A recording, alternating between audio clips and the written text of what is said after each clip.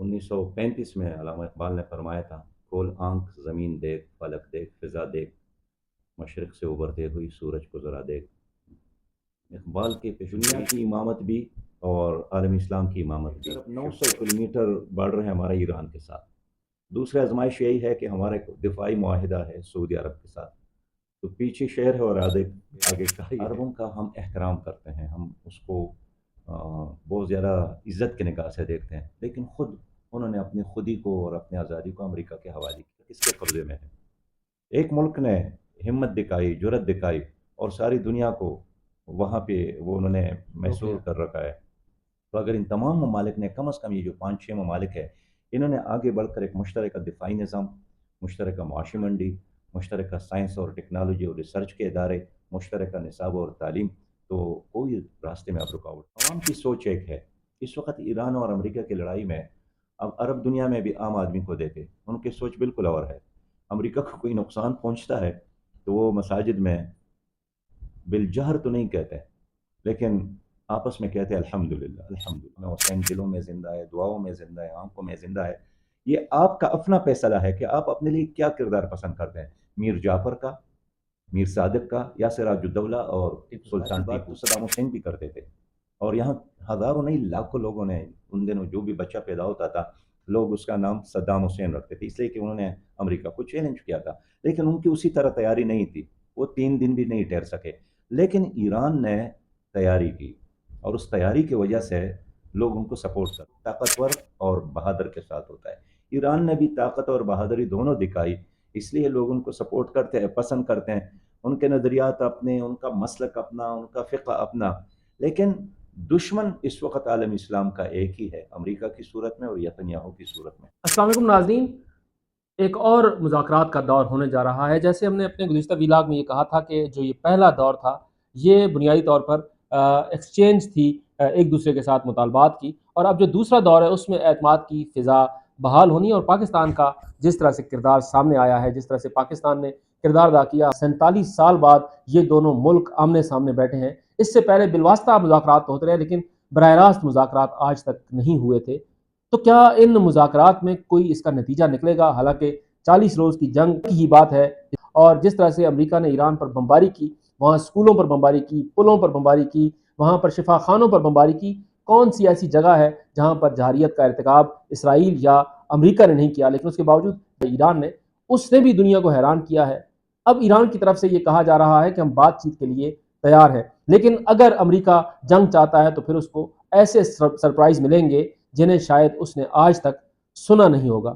اس تمام صورتحال پر ہمارے ساتھ گفتگو کرنے کے لیے آج موجود ہیں سابق امیر جماعت اسلامی ہیں، سابق سینیٹر ہیں، کسی تعارف کے محتاج نہیں ہیں، اور سیاست پر، خطے کی صورتحال پر گہری نظر رکھتے ہیں، علماء کے ساتھ ایک گہرا تعلق رکھتے ہیں، مذہبی لوگوں میں۔ بہت شکریہ سراج الحق صاحب آپ کا۔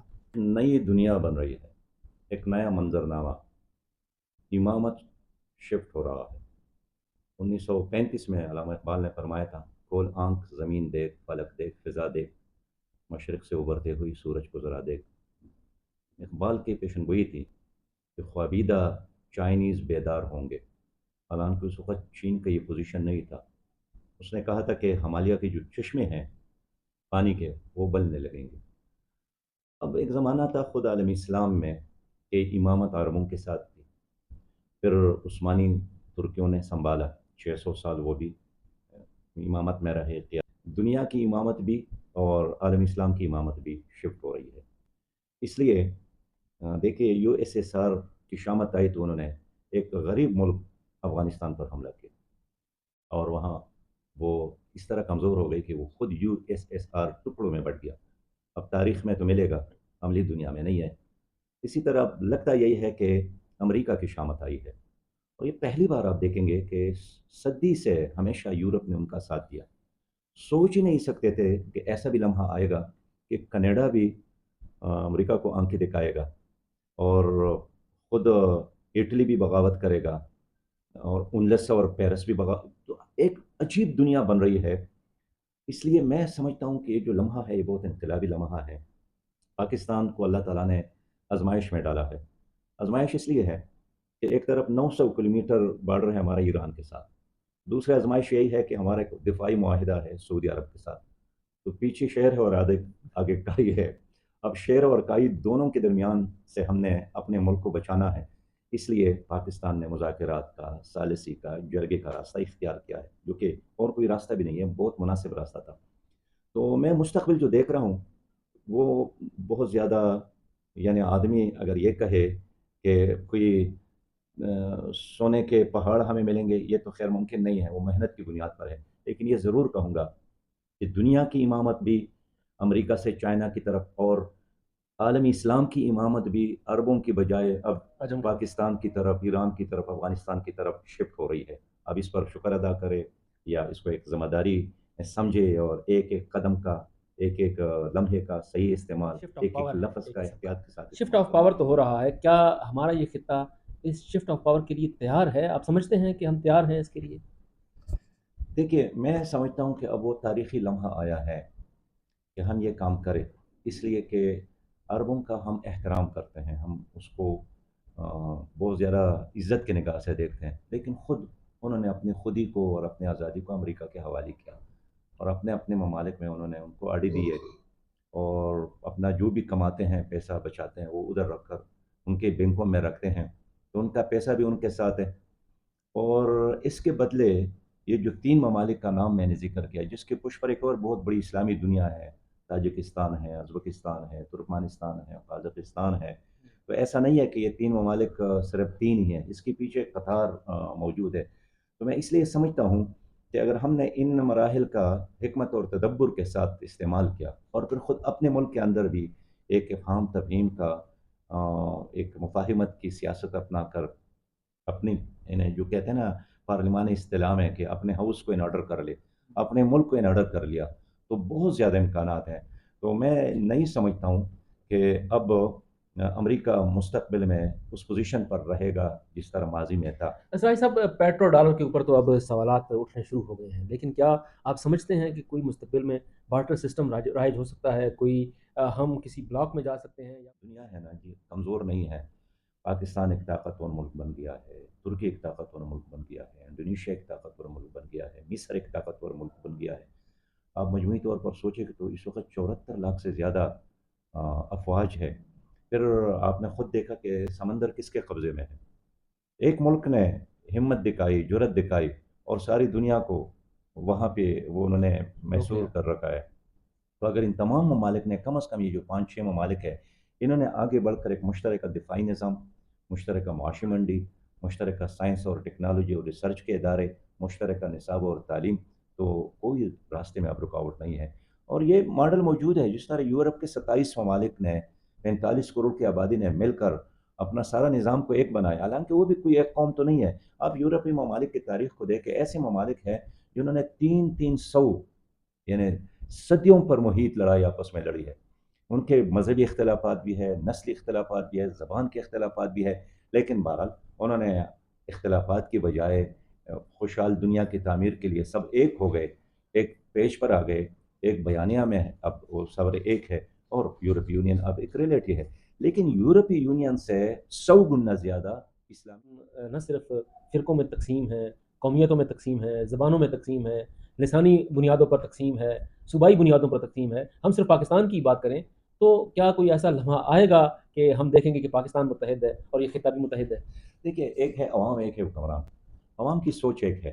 اس وقت ایران اور امریکہ کی لڑائی میں اب عرب دنیا میں بھی عام آدمی کو دیکھے، ان کی سوچ بالکل اور ہے۔ امریکہ کو کوئی نقصان پہنچتا ہے تو وہ مساجد میں بالجہر تو نہیں کہتے، لیکن آپس میں کہتے ہیں الحمدللہ الحمدللہ، خوش ہیں۔ حکمران امریکہ کی کامیابی پر خوش ہوتے ہیں، لیکن عوام اسی طرح پاکستان کو بھی آپ دیکھیں، ہمارے بھی عام آدمی کے احساسات ایک جیسے ہیں۔ اگر یہاں مسئلے کے اختلافات ہیں تو یہ از خود پیدا نہیں ہو گئے ہیں، بڑی طریقے سلیقے کے ساتھ بین الاقوامی اسٹیبلشمنٹ کی چھتری تلے اس کو بنایا گیا۔ اگر یہاں قومیتوں کے مسائل ہے تو یہ بھی ایک بین الاقوامی سازش کے تحت، ورنہ ہمارے عوام سارے ایک اللہ، رسول، قرآن کو ماننے والے ہیں، نبی مہربان کے ساتھ محبت کرنے والے ہیں، ایک دوسرے کے ساتھ برداشت کرنے والے ہیں، لیکن حکمرانوں نے اس کو تقسیم کیا۔ اور اگر حکمرانوں نے عقل سے کام لیا، انہوں نے تدبر سے کام لیا، اپنی انا کے خول سے باہر نکلے، اپنے ذاتی مفادات سے باہر نکلے، تو پاکستان میں سمجھتا ہوں کہ جس طرح دنیا بھی سمجھ رہی ہے اس میں آگے بڑھنے کا اور عالمی اسلام کی قیادت اور امامت کرنے کے بہت زیادہ صلاحیت موجود ہے، ماحول بھی موجود ہے، انوائرمنٹ بھی موجود ہے۔ لیکن اسرائیل صاحب جیسے مشرق چیلنج کر رہا ہے، اسرائیل کو چیلنج کر رہا ہے، ٹرمپ کو چیلنج کر رہا ہے، USA کو چیلنج کر رہا ہے، آپ نہیں سمجھتے کہ مستقبل میں ایک طرف اگر اتحاد کی فضا بنے گی تو دوسری طرف سازشوں کے بھی نئے دریچے کھلیں گے؟ خود ہمارے سامنے ایران ہے کہ اس نے بڑا زبردست انداز سے دفاع اپنا کیا ہے، لیکن اس کے اندر بھی جاسوس موجود تھے جنہوں نے ایک بڑا نقصان بھی پہنچایا ہے۔ دیکھیے جاسوس تو ہمیشہ موجود ہوتے ہیں اور اس کے بارے میں بیدار رہنے کی ضرورت ہے، یہ قرآن کا حکم ہے۔ وَأَعِدُّوا لَهُم مَا اسْتَطَعْتُم مِّن قُوَّةٍ کا مطلب یہی ہے کہ دشمن کے مقابلے میں ہتھیار بھی جمع کر لو، پیسہ بھی جمع کر لو، لیکن ہتھیار اور پیسے سے بھی زیادہ جو مؤثر چیز ہے وہ اپنی اجتماعیت کو، اپنے ڈسپلن کو بہتر بنا لو۔ اس لیے کہ ممکن ہے آپ کے ہتھیار سے زیادہ بہتر ہتھیار دشمن جمع کر لے، آپ کے پیسے سے زیادہ پیسہ دشمن کے ساتھ موجود ہو، تو جو آپ کے ساتھ ہے وہ دشمن وہ پیدا نہیں کر سکتے، وہ آپ کا نظریاتی تشخص ہے۔ تو ہمارا جو نظریاتی تشخص ہے جس کا بیس لا الہ الا اللہ ہے، توحید ہے، رسالت ہے، قرآن اور رسول کے ساتھ محبت ہے، یہ ہمارے دشمن کے ساتھ نہیں ہے۔ باقی ایک آگے بڑھنے کے لیے دشمن کا ہونا تو ضروری ہے، اگر آپ کا دشمن نہیں رہا پھر آپ کی صلاحیتوں میں اضافہ بھی نہیں ہو سکتا۔ اس لیے میں ان لوگوں کو جانتا ہوں جس نے جتنا بڑا دشمن اپنے لیے پیدا کیا ہے اتنا ہی اس کو آگے بڑھنے کا۔ اگر آج ہم سوچیں نا، اسامہ کے چچا زاد کو آپ نہیں جانتے، اس کے بڑے بھائی کو آپ نہیں جانتے، حالانکہ ہے، بالکل آپ اسامہ کو کیوں جانتے ہیں؟ اس لیے کہ انہوں نے امریکہ امریکہ کو سے ٹکر چیلنج کیا، امریکہ کو چیلنج کیا۔ اگر وہ اپنے ملک کے کسی حکمران کے ساتھ لڑتی بھی تو ان کا یہ پوزیشن نہیں بننا تھا۔ انہوں نے دنیا کی سب سے بڑی طاقت کو چیلنج کیا اور دنیا نے بھی اس کو تسلیم کیا، اور آج مرے بھی ہیں، لیکن دونوں تو اس کا ذکر کر رہے ہیں، اور نہ ان کا بیٹا بھی مرا ہے، ہم تو ان کا نام نہیں لے رہے ہیں اس لیے کہ انہوں نے وہ کارنامہ نہیں دکھایا۔ تو مرنے سے کوئی نظریاتی آدمی نہیں مرتا ہے، اس لیے سلطان ٹیپو زندہ ہے، سراج الدولہ زندہ ہے، خود امام حسین دلوں میں زندہ ہے، دعاؤں میں زندہ ہے، آنکھوں میں زندہ ہے۔ یہ آپ کا اپنا فیصلہ ہے کہ آپ اپنے لیے کیا کردار پسند کرتے ہیں، میر جعفر کا، میر صادق کا، یا سراج الدولہ اور سلطان ٹیپو کا۔ تو ہم جذبات کی بات نہیں کرتے ہیں، اب وقت آیا ہے کہ ہم اس جنگ کے بعد اپنی تمام پالیسیوں کو وزٹ کر لیں، اور سب سے پہلے اپنے نظام تعلیم کو ریوزٹ کرنے کی ضرورت ہے کہ کیا ہمارا جو نظام تعلیم ہے یہ موجودہ زمانے کے ساتھ ہم آہنگ ہے؟ کیا یہ نظام تعلیم ہمیں ایک قوم بناتا ہے یا ہمیں تقسیم کرتا ہے؟ آج بھی ہمارے جو مذہبی تعلیم ایک طرف ہے اور اس میں بھی بہت سارے مسلکیں ہیں، اور جدید تعلیم دوسرے طرف ہے اور اس میں بھی بے شمار اقسام ہے۔ تو میں سمجھتا ہوں کہ ایک مضبوط پاکستانی قوم بننے کے لیے اس جنگ کے بعد ہمیں اپنی تعلیم پر بھی توجہ دینا ہے، ہمیں ایک اپنے پاؤں پہ کھڑا ہونے کے لیے کلاس روم پر، لیبارٹری پر، لائبریری پر توجہ دینا ہے، اور اپنی نئی نسل کو لیبارٹریوں میں بیٹھانا ہے۔ اگر ایران تیار ہے، ایران نے صرف جلسے تو نہیں کیے، نہ بڑکے ماری، نہ جذباتی بات تو صدام حسین بھی کرتے تھے، اور یہاں ہزاروں نہیں لاکھوں لوگوں نے، ان دنوں جو بھی بچہ پیدا ہوتا تھا لوگ اس کا نام صدام حسین رکھتے تھے، اس لیے کہ انہوں نے امریکہ کو چیلنج کیا تھا، لیکن ان کی اسی طرح تیاری نہیں تھی، وہ 3 دن بھی نہیں ٹھہر سکے۔ لیکن ایران نے تیاری کی، اور اس تیاری کی وجہ سے لوگ ان کو سپورٹ کرتے ہیں، اس لیے کہ دنیا کی ریئلٹی ہے، آپ کو پسند ہو یا ناپسند، کہ غزہ کے لوگوں نے استقامت دکھائی تو یورپ کے ایوانوں میں بھی ان کے بارے میں، بلدیاتی اداروں پر بھی ان کے جھنڈے نظر آتے تھے، فنکار اور اداکار بھی ان کے گن گاتے تھے، اس لیے کہ لوگ طاقتور اور بہادر کے ساتھ ہوتا ہے۔ ایران نے بھی طاقت اور بہادری دونوں دکھائی، اس لیے لوگ ان کو سپورٹ کرتے ہیں، پسند کرتے ہیں، ان کے نظریات اپنے، ان کا مسلک اپنا، ان کا فقہ اپنا، لیکن دشمن اس وقت عالم اسلام کا ایک ہی ہے، امریکہ کی صورت میں اور نتنیاہو کی صورت میں۔ بہت شکریہ سراج الحق صاحب کے ساتھ ہم نے تفصیلی گفتگو کی، جس طرح سے وہ یہ کہہ رہے تھے کہ اگر ہمیں ایک قوم بننا ہے تو پھر ہمیں اپنے رویوں میں تبدیلی کرنا ہوگی، اپنے نصاب میں تبدیلی کرنا ہوگی، اور بنیادی تبدیلیاں جو ضروری ہیں معاشرہ بنانے کے لیے، قوم بنانے کے لیے، وہ کرنا ہوں گی، تبھی ہم اس نئی دنیا میں جو ہے وہ رہ سکیں گے اور ان نئے چیلنجز کا مقابلہ کر سکیں گے۔ اگر آپ کو یہ ویلاگ پسند آیا ہو تو کمنٹ میں جا کے اپنی رائے کا اظہار ضرور کیجیے گا۔ خدا حافظ۔